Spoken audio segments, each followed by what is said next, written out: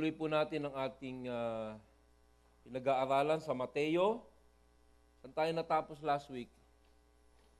Verse 5, no? So Matthew 6:5, Matthew 6:4. So today, tayo po ay mag-aaral ng Mateo 6:5 hanggang 8. Kaya buksan po ninyo inyong mga Biblia at babasahin natin ng sabay-sabay ang panalangin nakalulugod sa Diyos.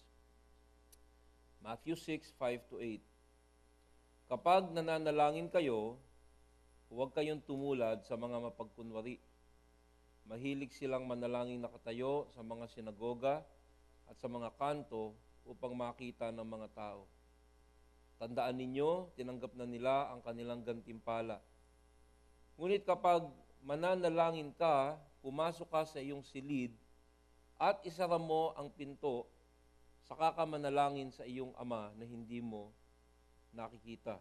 At ang iyong ama na nakakakita ng ginagawa mo sa lihim, ang siyang magbibigay sa iyo ng gantimpala. Sa pananalangin ninyo, huwag kayong gagamit ng maraming salitang walang kabuluhan, gaya ng ginagawa ng mga hentil. Ang akala nila ay papakinggan sila ng Diyos dahil sa haba ng kanilang sinasabi. Huwag ninyo silang tutularan. Huwag na alam na ng inyong ama na nasa langit ang inyong kailangan bago pa ninyo ito hingin sa Kanya. Manalangin po muli tayo. Panginoon, minsan nagpe-pray kami sa inyo, hindi namin iniisip para po ito isang walang kabuluhan, nagiging ritual. Salamat po, Panginoon, sa Panginoong Hesus na nagtuturo muli sa amin kung ano aming gagawin kung kami nananalangin. Tulungan mo buksan na aming puso at magkaroon po kami ng kumpiyansa na meron po kayong naisin namin gawin sa aming pananalangin. Sana ito'y matutuhan namin para lalo kami maging kalugod-lugod sa inyong paningin. Sa pangalan ni Jesus, Amen. Kamusta po ang inyong panalangin? Sipin niyo mabuti. Kamusta yung panalangin mo? Sa tingin mo ba yung panalangin mo ay isang nakakalugod sa Diyos o parang isang bagay na kailangan mo na lang gawin para matapos na lang? Minsan yung mga panalangin natin sa pagkain, sa kaligtasan, sa mga anak, mapapansin mo paulit-ulit na. Sasabihin mo siguro, inalisan ko na yung relihiyon na paulit-ulit. Pero kahit tayo dito sa ating bagong pananampalataya na masasabi nating tunay na pananampalataya, yan ang sinasabi natin, makikita natin na minsan inuulit natin yung ginawa natin before, yung tinatawag na panalangin, na hindi tunay, na parang ritual. Alam nyo, mga babaeng asawa, sigurado mag-a-agree sa akin. Madalas yan naiinis sa mga lalaking katulad natin kasi pag uwi, gusto nila makipagkwentuhan ka. Pero yung mga lalaki, nanonood ng basketball, o kaya pagod na, kwentuhan mo naman ako. Ano nangyari sa maghapon mo? Yun. Marami? Oo. Okay ba? Okay lang. So, yung pakikipagkwentuhan hindi nangyayari. Sa pananalangin, minsan, ganyan din yung nangyayari. Lord, thank you for this food. Amen. So, ito ang ating paksa ngayong hapong ito.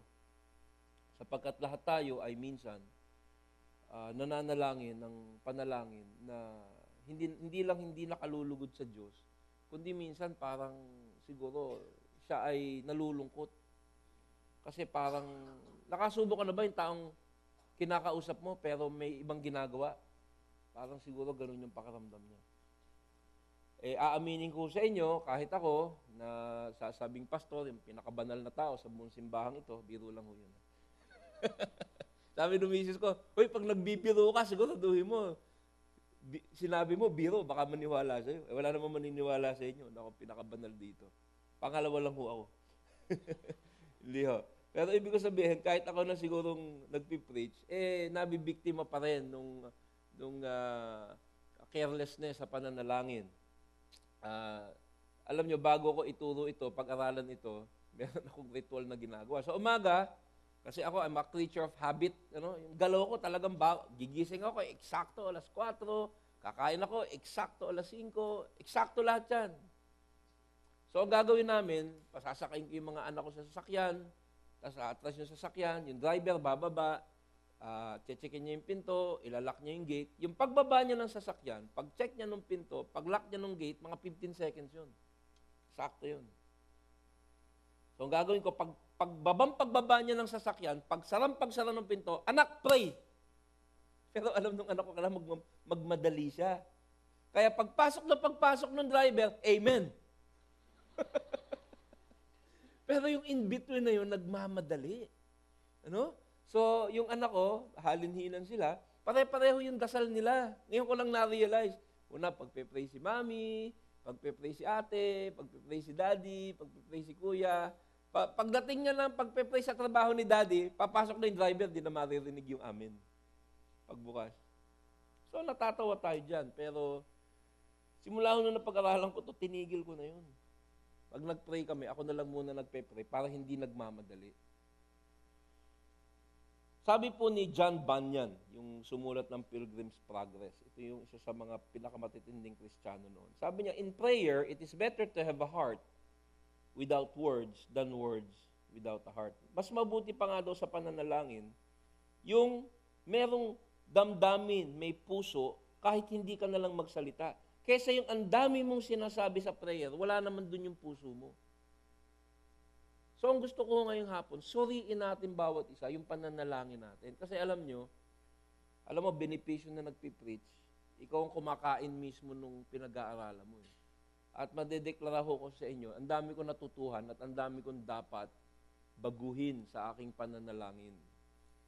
Talagang pag-iisipan mo siya, tulad din ng mga, tatandaan mo ba, lalaki, nung nililigawan mo yung misis mo, di ba? Talagang tingin mo sa kanya, I love you. From the bottom of my heart. Ngayon, kwento mo naman ako. Parang gano'n na nangyayari. Nasasaktan ng mga asawa natin pag ganyan. At ayaw din ng Diyos na siya ay parang abala na lang at hindi na tunay ang ating pakikipag-ugnayan sa Kanya.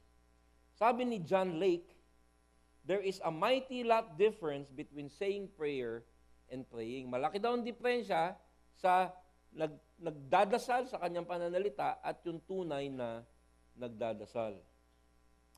At kung kasing banal ko kayo, malamang marami ding panahon na ating pagdadasal ay hindi pinag-iisipan. Isa na lamang ritual. Kaya, akala natin, yan ay maliit na bagay, pero sasabihin ko sa inyo na dahil ang panalangin ay isa sa mga pinakamatinding probisyon ng Panginoon sa ating pamumuhay Kristiyano, yan din ang matinding binabanata ni Satanas na linlangin, ibahin, lituhin tayo. Sa dami ng maling pananalangin, aking nakikita na si Satanas ay wagi. Na tayo ay hindi manalangin ng tunay na panalangin at may kapangyarihan. Di ba ang daming, lahat ng kultura, lahat ng tao, kahit Kristyanismo, may mga panalangin na makikita mo, kahit hindi mo pinag-aralan to, talagang mali. Ritual, paulit-ulit, hindi pinag-iisipan. Kaya ngayong hapong ito, yan ang ating pag-aaralan. Dalawa lang po ang aking punto. Dalawa lang ang ating points ngayong hapon, pero huwag kayong mag-alala, aabutin pa rin ho tayo ng kulang-kulang na 1 oras. Pero dalawa lang. Ang una ay yung para kanino ba ang panalangin, the audience of prayer, at pangalawa, ano ba dapat ang nilalaman ng tamang panalangin. So, una po, para kanino ba ang panalangin? At ito po, pinag-aaralan natin, makikita nyo talagang pinagpupursigihan natin na hanguin sa salita ng Diyos yung katuruan, hindi dun sa opinion ni pastor. Ano? So, yung pinipiga natin dito, tulad ng sinabi ko sa inyo, ang trabaho ng pastor ay hindi magbigay ng sarili niyang karunungan, kundi mag-deliver ng interpretasyon ng Biblia. Ano? Kaya itong hapon na ito, makikita nyo, medyo mga technical yung ating pakikinggan. Kaya wag ko kayo matutulog dahil malamig. Pag natulog kayo, hahabaan ko ang aking sermon ng 2 oras. Biro lang po. So, unang-una, para kanino ba ang panalangin? Okay? Dalawa po. Ano? Una, hindi para sa mata ng tao. Sabi sa talatang 5, kapag nananalangin kayo, huwag kayong tumulad sa mga mapagkunwari. Mahilig silang manalangin nakatayo sa mga sinagoga at sa mga kanto upang makita ng mga tao. Tandaan ninyo, tinanggap na nila ang kanilang gantimpala. Ang mga Hudyo po, katulad din natin ngayon, mga taga-CCF, dapat alam manalangin. Unang-una, mga Hudyo, sila yung nakatanggap ng mensahe, ang salita ng Diyos. Ang mga Hudyo, diretso sa Diyos. God spoke to the Jews directly. So dapat alam nila ang katuruan sa pananalangin.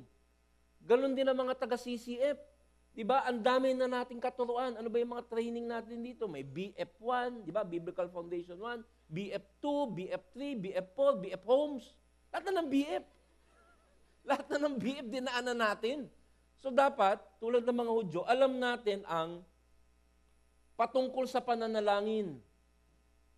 Dapat hindi na natin daanan to, pero napakarami sa atin, mahina ang buhay Kristiyano dahil mahina ang pananalangin. The Jews should have known how to pray. Pero dahil nga si Satanas, sabi ko sa inyo, si Satanas, ang paboritong strategiya niyan, hindi sabihin, huwag kang sumimba, huwag kang maging pagano, maging pagano ka, o huwag kang sumamba sa Diyos. Sinasabi niyan, sumamba ka, manalangin ka, pero sa maling paraan.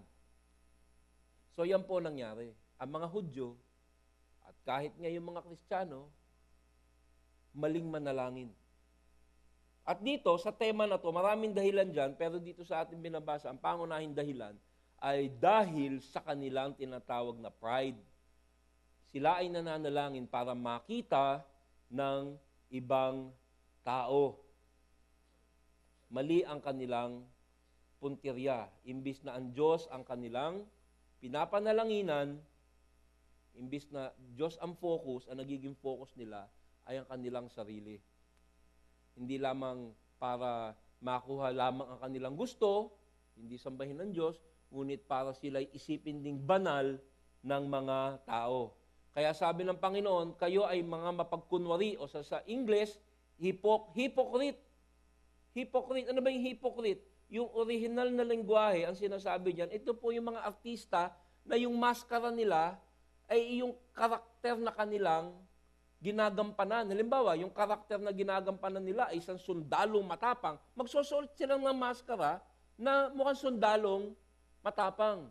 So, yung mga hipokrito, yun yung nagsusuot ng anyo o gumagawa ng kaanyuan o activities na magsasabi na gusto nilang sila'y masabing mga banal.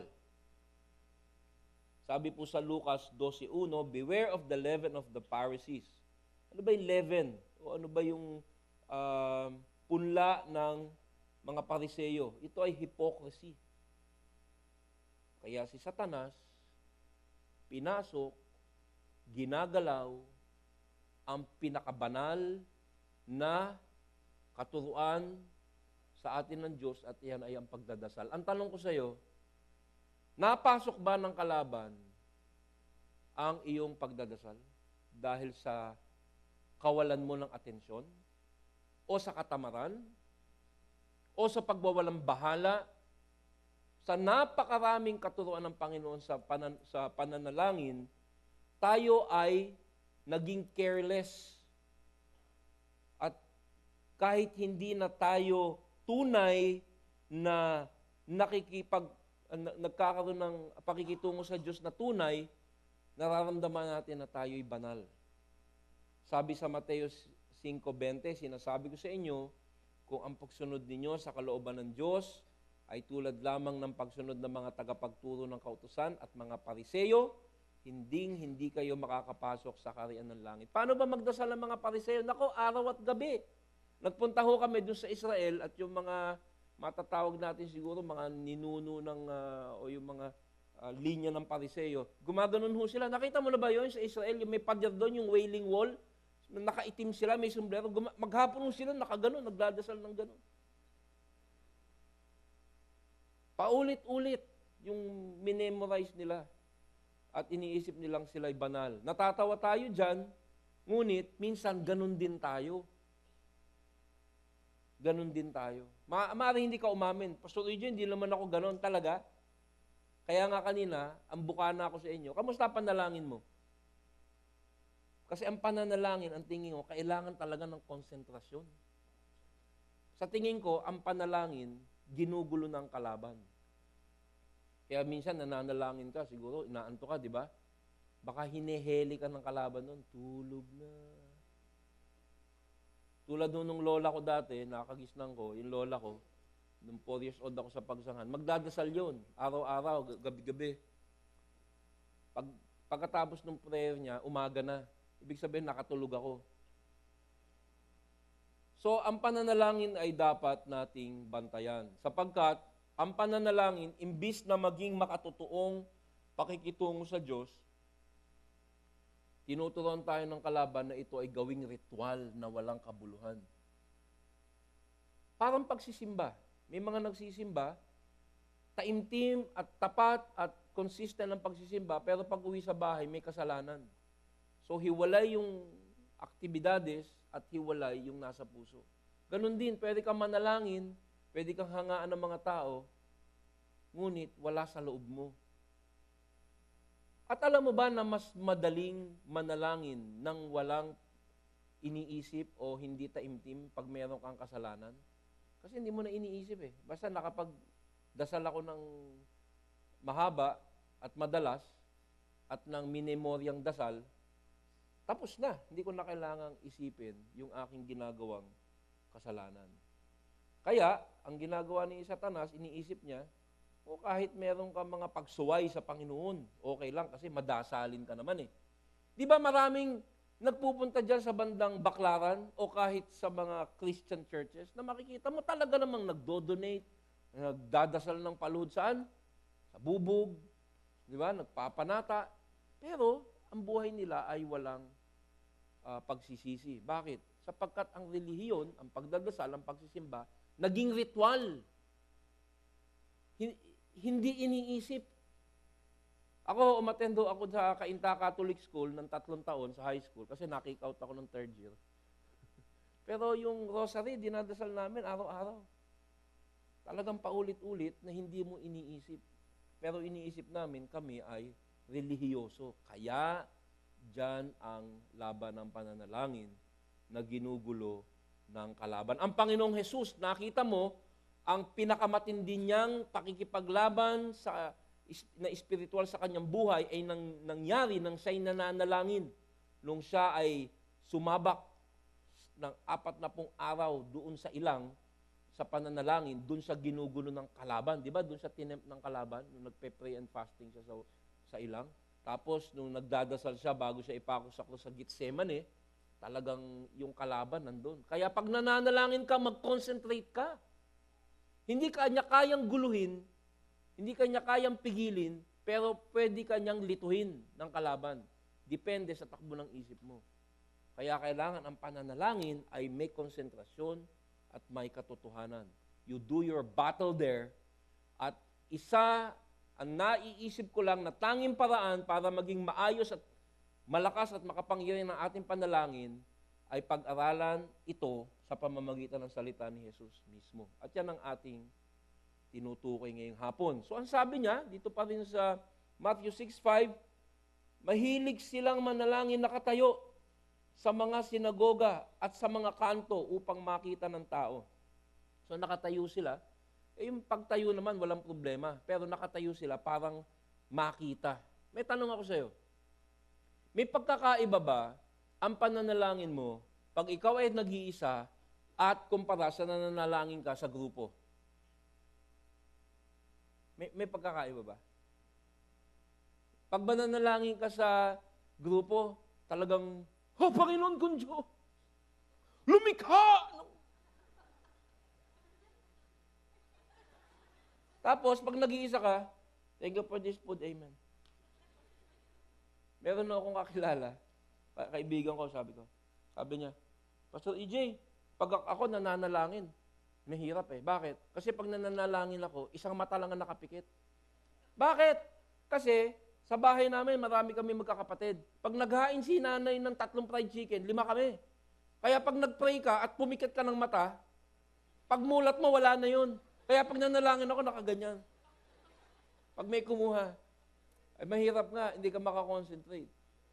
Pero napansin mo ba minsan, pag nananalangin ka ng taimtim, ang daming pumapasok sa isip mo?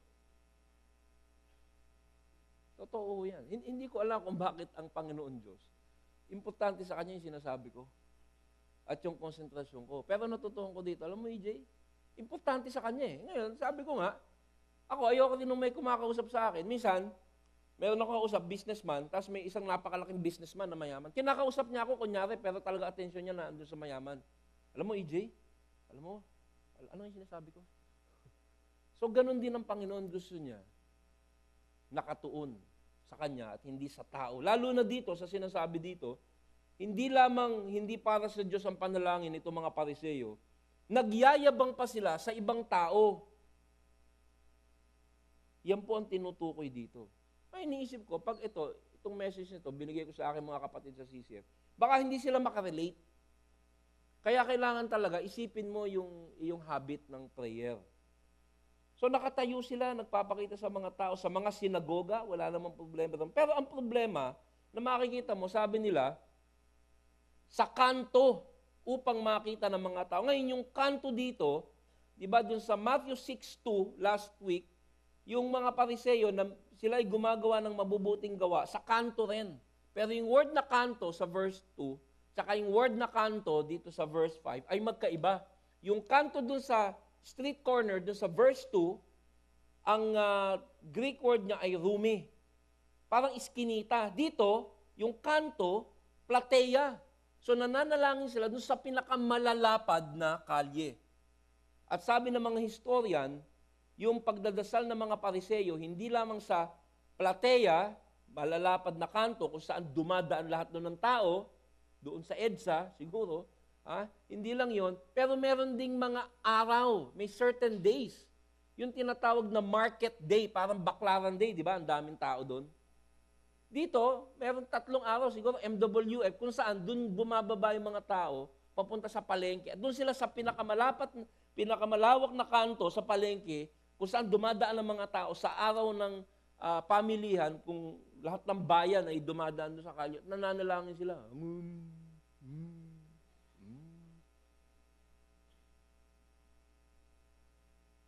Ngayon, siguro, hindi kayo makarelate dyan. Kasi siguro wala namang gumagawa sa atin yan. Pero ang pinupunto po ng Panginoon dito ay, pag nanalangin ka, na hindi sa Diyos nakatuon, ang gagawin mo, either magdasal ka para makita ng ibang tao, o magdasal ka para sa benepisyo mo lamang. Minsan kasi ang pananalangin, kahit sa mga Kristiyano, maaring hindi sa pagmamalaki, pero parang ginagawa nating good luck charm. Makapagdasal na lang para makapagdasal. Pag hindi ako nagdasal, baka ma-aksidente ako. Di ba? Parang yung gumaganon tayo dati, di ba? Bago ka mag-dial, gumaganon ka. Ano yun? Hindi mo inisip, ginanon mo lang. Hindi ko sinasabing walang gumaganon o walang nagpe-pray for traveling mercy na sincere.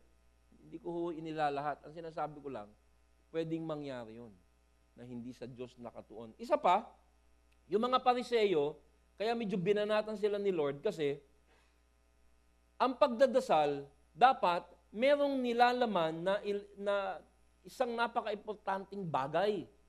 Na pag lumapit tayo sa Diyos, dapat ang ating puso ay nagpapakumbaba. Isipin mo, pwede mo kausapin ng Diyos na lumikha ng lahat. Sa tingin mo, pag bumaba si Lord dito, ano mangyayari sa ating lahat? Atakin tayo sa puso, di ba? Pero kung si Lord, makita natin dito, siyempre, ang lapit mo doon, Lord, hindi ako karapat-dapat. Sa pagdadasal, dapat ganun din. Ngunit dahil ikaw ay, yung mga Pariseo ay nagdadasal para makita ng mga tao, wala yung aspeto ng pagpapakumbaba. Nagdadasal sila, hindi dahil sila ay nagpapakita ng pagsuko o pagpapakumbaba sa Panginoon, kung hindi upang sila ay makita ng tao dahil gusto nilang magyabang. Ito po'y kabaliktaran ng layunin ng panalangin. At ito'y makikita natin, yung ehemplo na yan, dito sa Lucas 18. Ito, madalas kong gamitin to, dahil makikita talaga yung puso na kalugod-lugod sa Panginoon. Dito makikita din natin yung pananalangin, hindi kaaya-aya sa Panginoon, at yung pananalangin, yung attitude ng tao sa pananalangin na nakalulugod sa Diyos. May 2 lalaking pumasok sa templo upang manalangin. So ito, dalawa, nananalangin. So tingnan natin, obserbahan natin. Ang isa ay pariseyo at ang isa ay maniningil ng buwis. Yung pariseyo, yun yung iniisip niya, banal siya. Yung maniningil ng buwis, yung iniisip niya, hindi siya karapat-dapat. Tumayo ang pariseyo at nanalangin ng ganito. Kanina siya nanalangin? Sa sarili niya. Hindi siya kay Lord nagpe-pray. The prayers for him.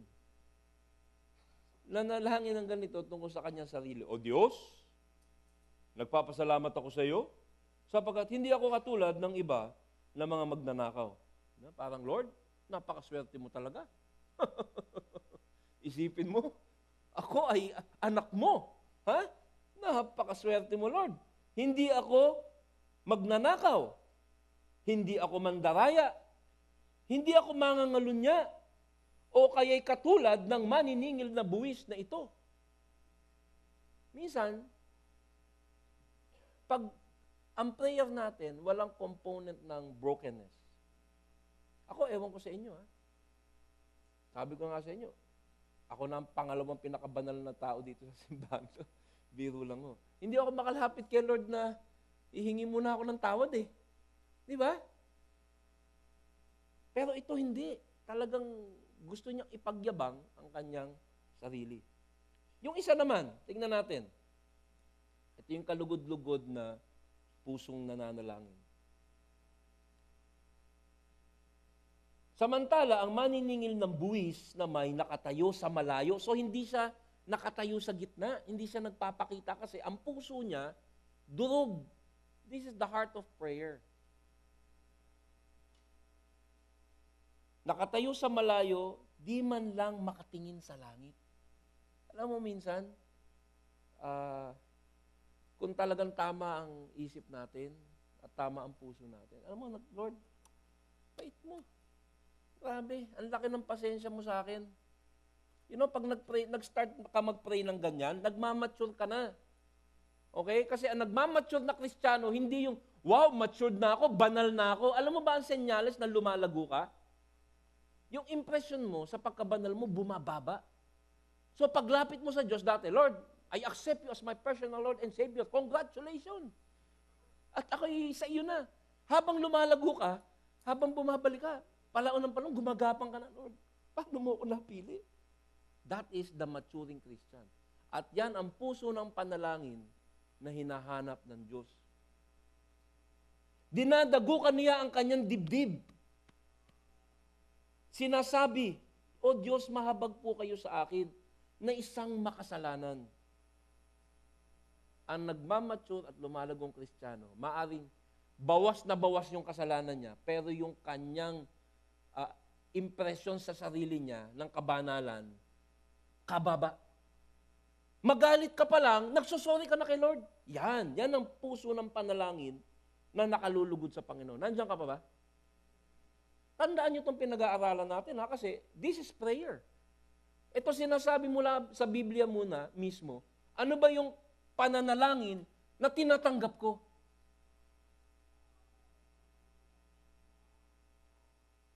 Sinasabi ko sa inyo, anya ni Jesus, ang lalaking ito ay umuwing pinatawad sa kanyang mga kasalanan. Ngunit ang una, ang pariseyo na nagyayabang at nagdadasal sa kanyang sarili at para sa ibang tao, hindi ang naging kalugod-lugod na panalangin. Sapagkat ang sino mang nagmamataas ay ibababa at ang nagpapakumbaba ay tataas. So napaka-importante po, napaka-critical na ang ating panalangin ay nakatuon sa Diyos, hindi sa ating sarili, at higit sa lahat, hindi sa ibang tao. Pangalawa, ang tamang tuunan ng panalangin, at yan nga ay ang Diyos. Sabi sa verse 6, ngunit kapag mananalangin ka, pumasok ka sa iyong silid at isara mo ang pinto sa kakamanalangin sa iyong ama na hindi mo nakikita at ang iyong ama na nakakakita ng ginagawa mo sa lihim ang siyang magbibigay sa iyo ng gantimpala. Ang sentro ng ating pananalangin ay ang Diyos. Yung sinasabi dito, manalangin ka sa iyong ama sa lihim na lugar. Isara mo ang pinto sa silid na lihim. Sa silid na lihim. Yun yung sa Greek word ang sinasabi, tamion, the inner room. Ito yung kwarto doon sa kultura na yun kung saan ito'y sikreto at doon mo itinatabi yung iyong pinakamahalagang mga kayamanan. May tanong ako sa'yo. Pag nagdadasal ka, ito na-experience ko po. Talaga minsan kailangan tumigil muna ako. Lord, pinapanalangin ko po na patawarin mo sana ako dun sa ginawa ko. Muhing-muhi po ako eh. Nagagalit ako sa kanya. I have to, aatraso ako eh. Talagang papasok ako, yung in a sense, yung loob ng aking utak, hahalukayin ko. Iba yung ritual eh. Lord, thank you for this food. Amen. Lord, sana itong kalaban ko na to may mangyari sa kanya. Iuwi mo na siya. Amen. Pero yung sinasabi na in secret, sapagkat talagang nakikipag-usap ka kay Lord, talagang ini-examine mo yung sarili mo. Ito po ang ibig sabihin niya. In secret, hindi mo ginagawa yan para sa mga tao sa labas, hindi rin para sa iyo, kundi talagang iniisip mo, ano ba ang gusto kong sabihin kay Lord? At ano bang gusto niyang sabihin ko sa Kanya? At anong gusto niyang sabihin sa akin? So, ang pananalangin po na sinasabi dito ay kinakailangan ng konsentrasyon, kinakailangan ng nagpapapakumbaba, nagkakaroon ka ng pagpupursigi na mag-focus. At yung ganyang pananalangin na sinasabi na in secret, hindi naman kailangan yan. Nag-iisa ka talaga eh. Pwede kang marami kayong magkakasama at talagang nag-iisip ka. Talagang iniisip mo yung sasabihin mo. Nakikita niya yung pinakamalalim mong isinasa isip. Pero sinasabi rin dito sa ating mga pinag-aaralan na kalimitan ng ating pananalangin talagang gagawin mo pag nag-iisa ka. Sabi nga sa aming mga pastor, kung pastor ka man na magaling, pero ang tunay mong pagkatao ay makikita pag ikaw ay nag-iisa, kung anong panalangin mo kay Lord, yung ka. Pastor could pray, talaga namang nag-iiyakan ng mga tao sa galing manalangin. Pero yung panalangin mo sa sikreto mong lugar at kung ano sinasabi mo kay Lord, yun ka.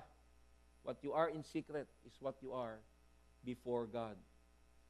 So, wag mo ipagyayabang at siguraduhin mo na iyong pananalangin ay intimate with the Lord.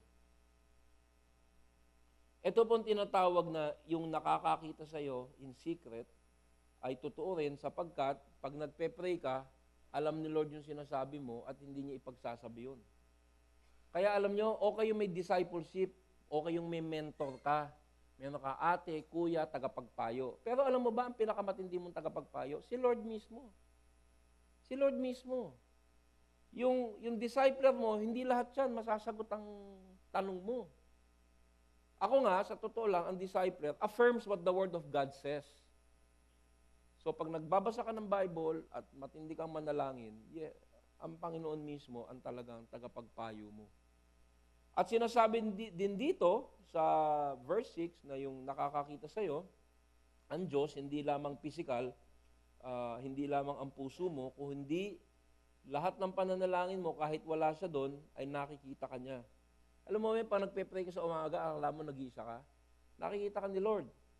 Ang ehemplo dyan ay naandun sa Juan 1:48, si Nathaniel.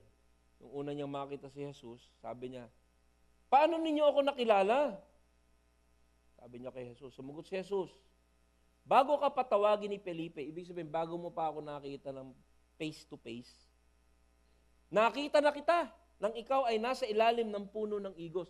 Ngayon, pag sinabing under the fig tree o nasa ilalim ng punong igos, ito yung euphemism o yung kasabihan doon sa kanilang kultura na ikaw ay nagme-meditate sa salita ng Diyos. Sabihin, meron kang devotion. Kaya pag nakita mo si Jesus sa langit, sasabihin niya sa'yo, Pedro, oh Lord, paano mo ako nakilala? Nung nagpe-pray ka, nakikita na kita. So pag nagpe-pray ka, nakikita ka ni Lord. Sabi niya, bago ka patawagin, nakita na kita. Nagdi-devotion ka. Minsan nga, nakakatulog ka eh. Isa pang example, pag nagpe-pray ka in secret, nakikita ka ni Lord, itong si Ananias, itong sa New Testament na Ananias, na sinabi niya, uy, puntahan mo yung si Pablo, na mamamatay ng mga Kristiyano. Kasi si Pablo, di ba, si Apostol Pablo, dati hindi Christian yan, dati killer ng Christian yan eh. So, nung sabi ni Lord kay Ananias, punta mo si Pablo, atin na yan. Sabi niya, "Naku Lord, papatayin ako niyan." Sabi sa kanya ni Jesus, "Pumunta ka sa kalyeng tinatawag na Tuwid sa bahay ni Judas at ipagtanong mo ang isang lalaking taga Tarso, Saul of Tarsus, siya'y nananalangin na ngayon. Behold, he is praying." Akin na yan. Paano nyo nalaman? Nakikita ko yan, nagpe-pray na yan. So God sees you pag nananalangin ka, physically. So, sinabi natin, sino ba ang tinutukoyan ng pananalangin? Una, sabi natin, ang maling tuunan ng panalangin para sa tao, sa mata ng tao, pagpapakita. At ang pangalawa, ang tamang tuunan ay ang Diyos na nakakakita rin sa atin. Pangalawa, at huli nating puntos, ano naman ang tamang laman ng panalangin? Dalawa rin po ang subpoint nitong ating pag-uusapan. Una, yung maling laman at yung pangalawa, at doon tayo magtatapos, ang tamang laman ng ating panalangin. Commercial po muli. Alam nyo, ang tingin ko sa Bible ay parang technical book. Alam nyo naman, ako'y nasa military, most of my career. So, sabi nila, computein mo yung eroplano na yan. At bibigyan nila ako ng libro. Sabi, sunodin mo lang yung sinasabi dyan sa libro na yan at malalaman mo ang bawat detalye niyang eroplanong yan. Itong Bible na to, nandiyan lahat ng detalye. The Word of God is sufficient. Kaya ating pinag-aaralan ang mga instruction ng Panginoon na napaka-precise at napaka-tama. So, sa panalangin, tuloy natin, ang maling laman. May maling laman pala ang panalangin. Yung walang kabuluhang, paulit-ulit. Sabi nga nila, pag-aralan mo talaga yung katuruan sa prayer kasi napaka-importante sa iyong buhay. Pag mahina ang prayer mo, mahihirapan ka. Para ka sundalo, walang baril. So, prayer is very important. So, may nagtanong, ano man dapat gawin? Magbasa ng Bible o manalangin? Kung papipiliin ka, ano mas importante? Kung papipiliin ka, sabi niya, pareho. Kung papipiliin ka nga eh. Wala naman tamang sagot. Meron lang akong puntong gustong gawin. Kung papipiliin ka, ano mas importante? Manalangin o magbasa ng Bible? Pareho, importante, pero ako personally, bago ako manalangin, sa tingin ko, babasahin ko muna yung Bible sa instruction ng pananalangin.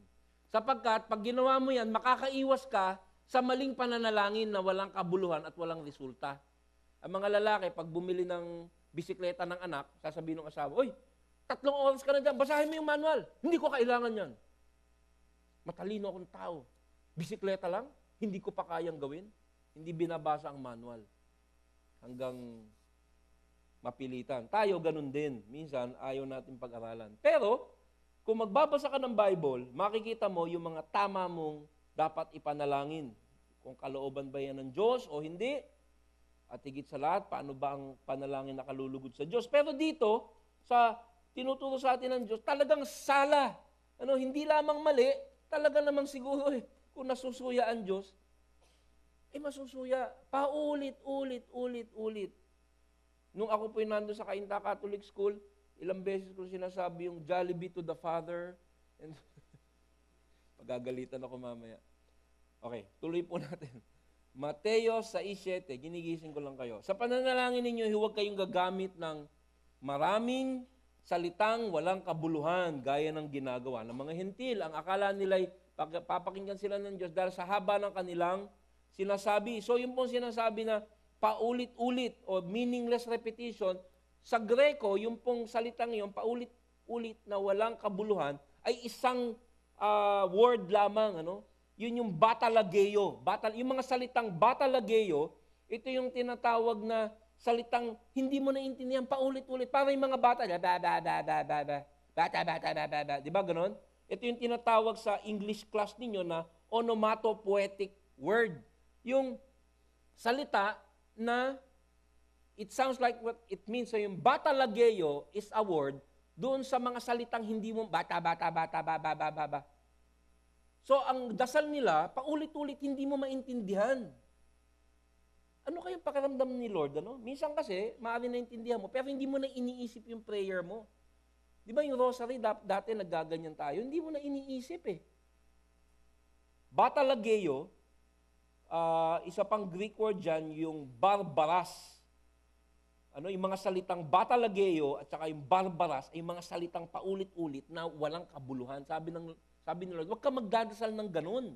Yung barbaras, dyan po nakuha yung salitang barbarian. Kasi yung mga barbarian o yung mga pagano at mga kulturang foreign sa kanila, yung mga salita hindi nila maintindihan.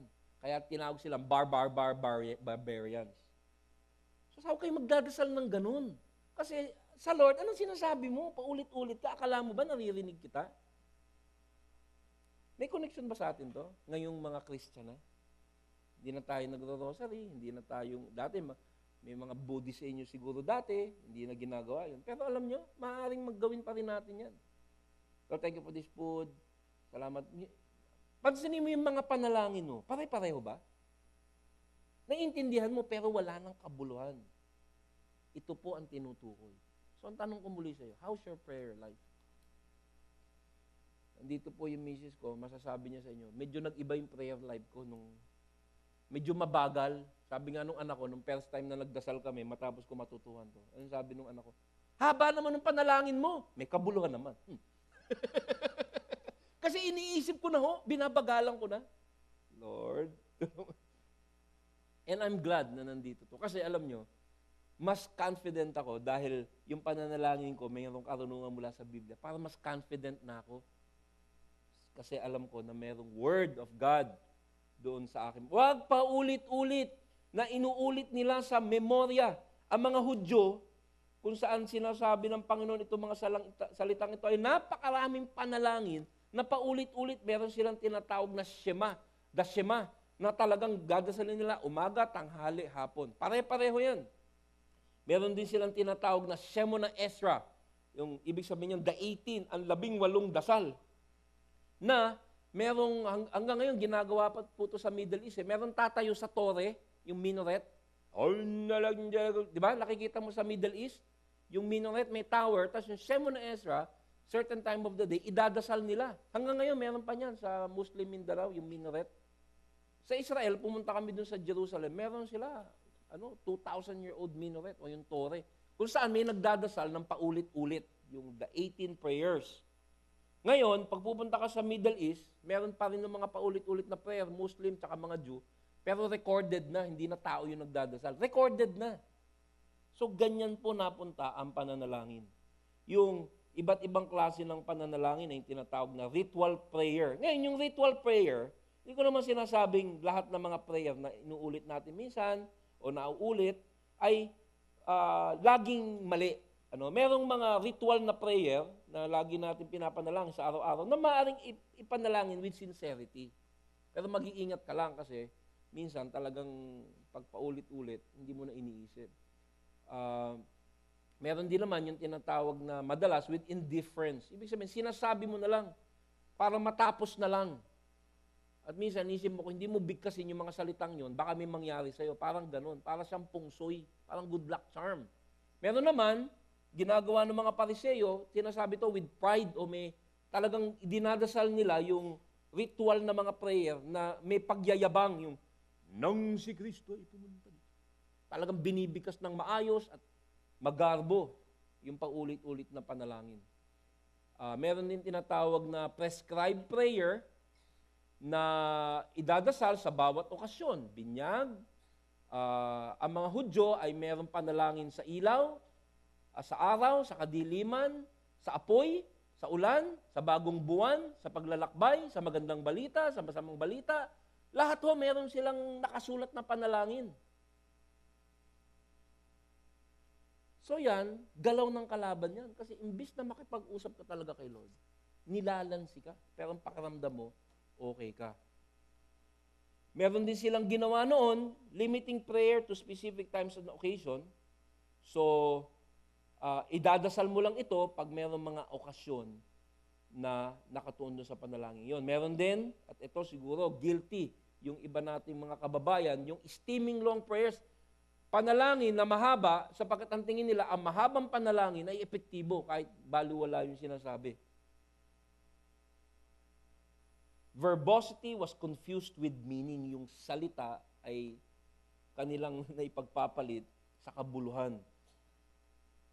Meron din yung tinatawag na, yun nga, yung meaningless repetition, paulit-ulit.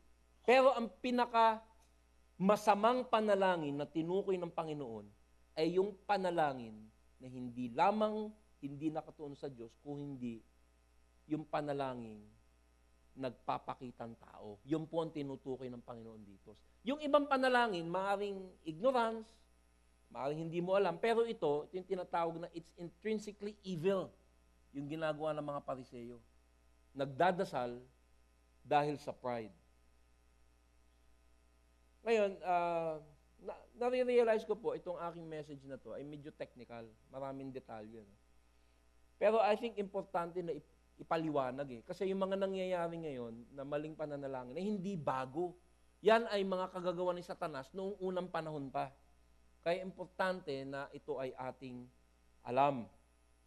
Hindi lamang sa Kristyanismo, ang Buddhist, mga example ng mga maling panalangin, ay meron tinatawag na spin wheels. Ano ang pakita mo? Yung spin wheels na yan, makikita mo yan sa Tibet, nakasulat yung panalangin, nakaikot. So pag inikot mo yung gulong o yung wheel, ang turo sa kanila, yung panalangin na umikot ay umakyat sa langit. So isang ikot, isang panalangin. So pag pinaikot-ikot mo, tuloy-tuloy yung panalangin. So si Lord tanggap ng panalangin. So yan po hanggang ngayon meron. Meron sila yung napakalaki yung spin wheel. Tapos yung naando sa gitna, habang naglalakad ka, madadaanan mo, i-spinawin mo yun. Ay, spin wheel yung wheel. At para ka nagdasal ng 10 beses kasi 10 yung panalangin pinaikot mo. Natatawa ka, no? Pero kita mo sa Satanas, ha? Talagang ginagamit niya yan. Sa ating mga kapatid, ating mga kapitbahay na Katoliko, ewan ko kung alam nyo to, nung naandun pa kayo sa faith na iyon, yung prayer candles. Di ba, nagpe-pray kayo, sisindihan nyo yung kandila. Alam nyo ba ibig sabihin nun? Ibig sabihin nun, yung pinanalangin mo, patuloy-tuloy at paulit-ulit na umaakyat sa Diyos habang yung kandila ay may ningas. Alam mo ba yon? Kita mo, hindi mo alam yung mali mong paniniwala dati. So habang yung kandilang yon ay buhay, yung panalangin mo, akyat ng akyat sa langit. Of course, yun nga ating na-experience, yung rosary, repeated prayers, hindi ko alam kung how many Hail Marys, Our Father. At by the way, yung rosary, hindi po unique yan sa Catholics. The rosary came from Buddhism by way of the Spanish Muslims during the Middle Ages. So ang rosary is not unique to the Catholic faith. Hindi sila naka-imbento niyan. It came to the Spanish through the Spanish Muslim during the Middle Ages. Yung mga Mohammedans o yung mga tinatawag nating Muslim, meron silang dasal sa isang punerarya kung saan pagkatapos ng punerarya, bago sila umuwi, they have to say a prayer, a short prayer, Allah, Allah. Galing ko, no? Allah, Allah. 3,000 times. 3,000 beses. At meron ngayon certain brothers and sisters in the charismatic group in our day, inuulit, paulit-ulit ang mga phrases at maya-maya, they're talking unintelligible language. Nagpe-pray, pero kahit sila hindi nila naiintindihan yung sinasabi nila. This gives confusion and repeated babble that we don't understand. Pero lahat ng example na yan, masasabi mo, hindi ako yan. Pero lahat tayo ay guilty ng mga panalangin sa pagkain, bago matulog, sa proteksyon na paulit-ulit na hindi natin iniisip. Sabi, Pastor EJ, bakit ang bigat mo dyan sa katuruan na yan? Unang-una nasa Bible eh. Verse 6 na tayo, verse 5 na tayo na magagawa ko. Importante kay Lord. Alam niyo naman tayo, bawat verse ng Bible, importante. And it's important to God. Sana itong ating pinag-aaralan ay mauwi sa pananalangin na pinag-iisipan mo. Kahit maigsi at taimtim, mas mabigat yun para kay Lord. Yan ang sinasabi dito ni Jesus. Pero, liliwanagin ko lang bago ko ibigay sa inyo yung huli nating punto, na ang paulit-ulit na dasal, hindi naman laging mali yan. Kasi, Di ba, sabi nga ng Panginoon dun sa isang kapitbahay na humihingi ng, ah, ah, may hinihingi siya sa kapitbahay niya, sabi ni Lord, alam mo, dahil ang kulit niyan, ibibigay sa kanya nung natutulog niyang kapitbahay. So gusto ni Lord, persistent pa rin tayo.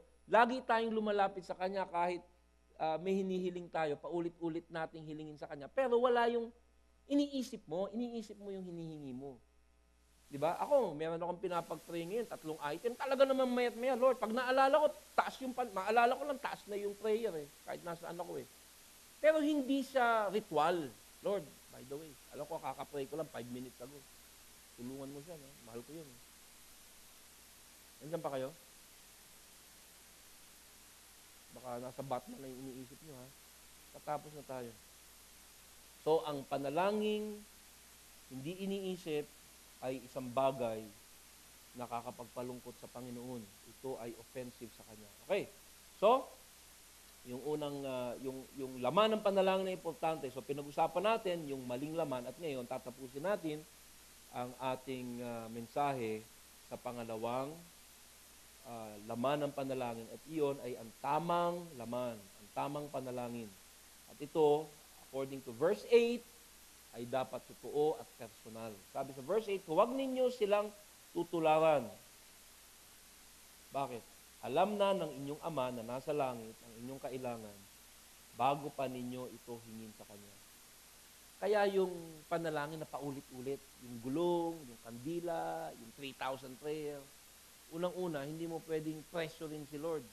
Pangalawa, sa tingin mo, ba't ka ba nananalangin? Bakit gusto ni Lord manalangin ka? Ba't sa tingin mo? Para ba malaman niya yung gusto mo? Hindi.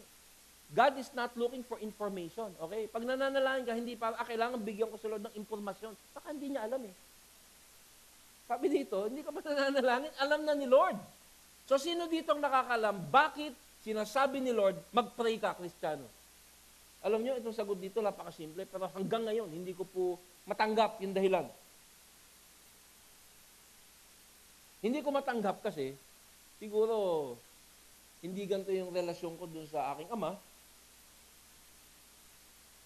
Ang dahilan, kasi gusto niya makipagtuon sa'yo. Kasi mahal ka niya.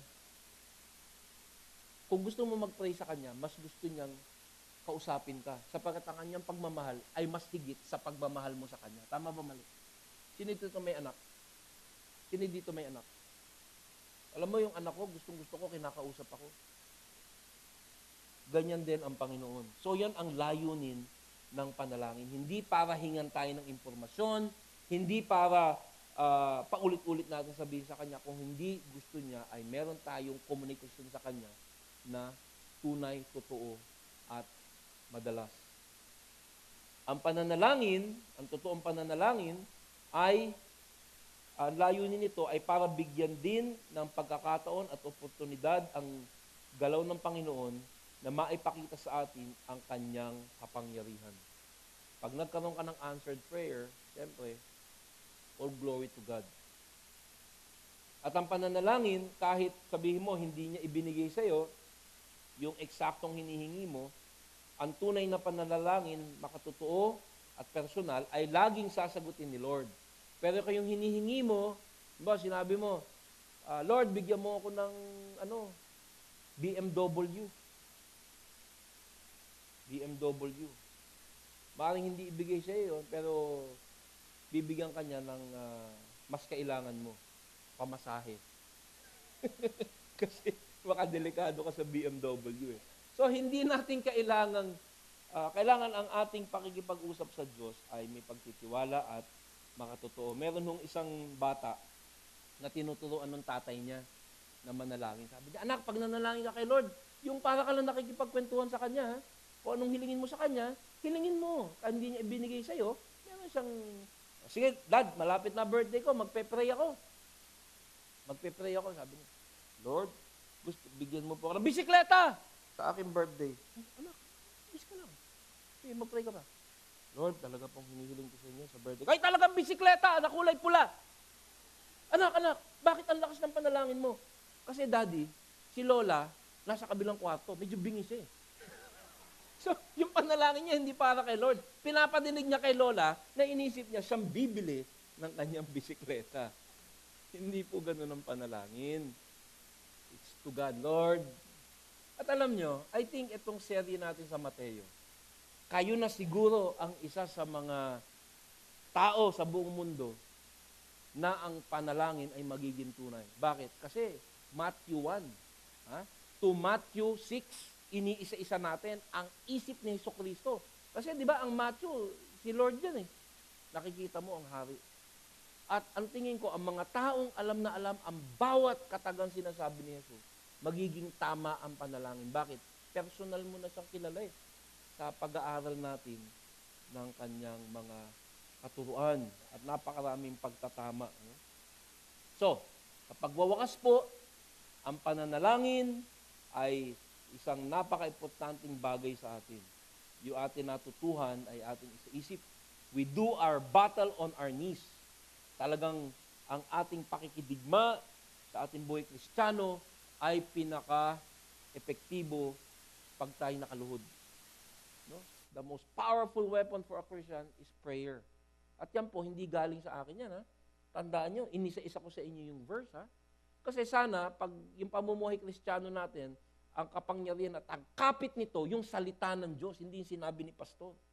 Kaya talaga iniisa-isa natin yung verse. At alam nyo, tulad ng sinabi ko sa inyo, hindi naman nawawala lahat ng problema ko mula nung sineryoso ko itong pananalangin, ayaw nyo rin sa katuruan ito.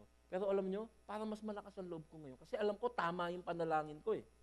Sabi nga nung isang matalinong tao, courage is fear that has said its prayers. Ang katapangan ay takot na nasabi na ang kanyang panalangin.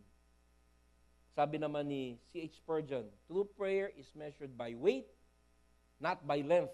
A single groan before God may have more fullness of prayer in it than a fine oration of great length. So ang sabi niya, ang panalangin ay sinusukat sa bigat. Anong bigat? Talagang, Lord, tayo lang dalawa nandito. Kilala mo ko. Hindi sa haba na walang kabuluhan. Ang isang iyak yung, oh Lord, hirap na ako. Tulungan mo po ako. Yung isang ganong makatotoong iyak, groan, sa Panginoon, ang sinasabi dito ay mas malaman at mas tamang panalangin kesa isang orasyon na panalangin napakahaba, ngunit napakababaw. May natutuhan ba kayo? So pag nanalangin kayo, talagang mag-concentrate ka muna. At tandaan nyo, prayer is God's invention. Ang nag-imbento ng prayer is si Lord. Gamitin natin yan. Sapagkat dyan ang gagaling ang gabay ng Panginoon sa atin. Manalangin po tayo. Panginoon, sana pagkausap ka namin, talagang kami po'y totoo. Parang kausap namin na yung aming ama at ina na nagmamahal sa amin. Tulungan mo kami maging totoo, hindi ritual at para matapos na lang sa aming pananalangin. Patawarin mo kami. Siguro, Lord, nasasaktan ka pag ganun kami. Kahit hindi parang napakatataas ng aming sinasabi, nakikita namin ngayon, mas gusto mo yung makatotoo. So, salamat, Panginoon, muli sa katuruan ng Panginoong Hesus na nagtutuwid sa mga Pariseo at ngayon ay nagtutuwid sa amin. At lahat, alam namin, Panginoon, na lahat ng ito ay magagawa lamang kung kami makatotoo sa aming relasyon sa inyo. Pagkamuhi sa kasalanan na naglalayo sa amin sa inyo. Pagtatwa sa mga mali. Pag-amin. Paghingi ng tulong sapagkat alam namin na gusto mo kaming mapabuti. Wala kay pagkakait sa aming mabuti. Kaya sinusuko namin ang aming buhay sa inyo. Patuloy mo kaming turuan na maging kaaya-aya sa iyong paningin. Salamat sa iyong tiyaga sa mga katulad naming mabagal matuto. Salamat sa Panginoong Hesus na nagbibigay katiyakan at kasigurahan sa aming buhay. We love you, Lord. In Jesus' name we pray. Amen. Palakpakan po natin ang ating Panginoon.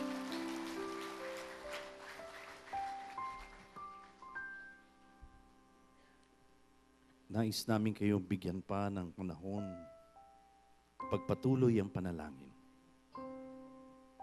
It's between you and the Lord. Ika nga.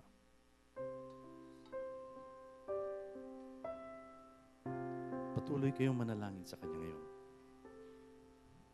Sa pamamaraan na itinuro sa atin ni Pastor AJ. Sapagkat baliwala lahat ng ating natutunan kung hindi natin gagawin. Gawin na natin ngayon. Kausapin pa natin ang Panginoon.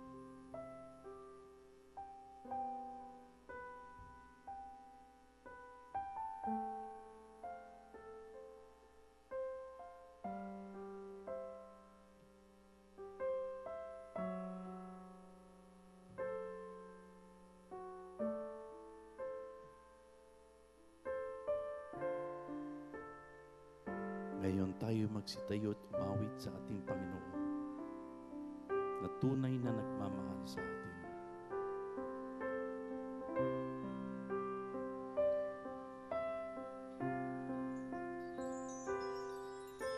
Dakilang likha sa kalinga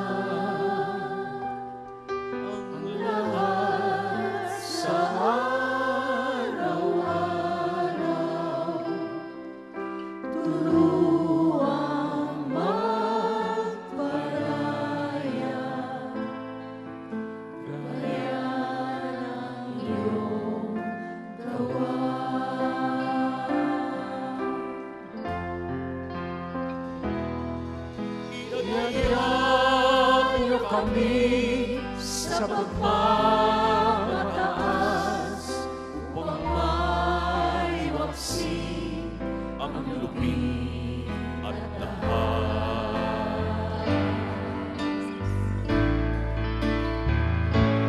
At samahan lupi ka ng pagaya ng payapa sa kalikasan, kabuhayan, kakanyahan, paniniwala.